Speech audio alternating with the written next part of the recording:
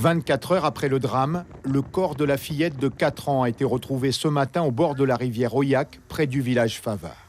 Ce sont des habitants qui l'ont aperçu vers 7h40.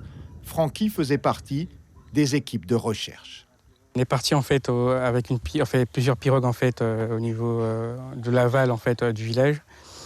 Et le corps a été retrouvé juste vers la berge en fait qui était coincée en fait au niveau des mangroves et tout. Donc le corps a été repéré. Enfin, on a pris le corps et on l'a emmené au village pour que ses parents puissent le voir, quoi.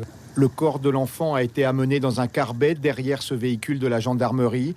La famille s'est recueillie autour de la dépouille. Comme le veut la procédure, un médecin est venu examiner le corps.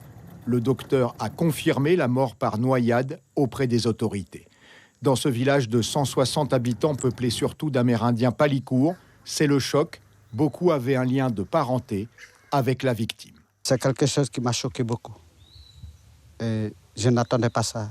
Je suis venu passer des vacances ici chez ma famille, chez mon tonton, chez mes cousins, mes frères et sœurs. Et je n'attendais pas ça. Alors aujourd'hui, mais ça m'a choqué beaucoup.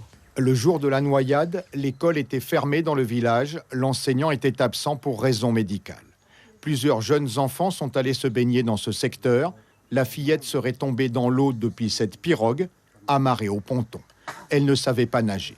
Depuis le début de l'année en Guyane, les pompiers sont intervenus 25 fois pour des personnes tombées à l'eau. La plupart se sont noyées.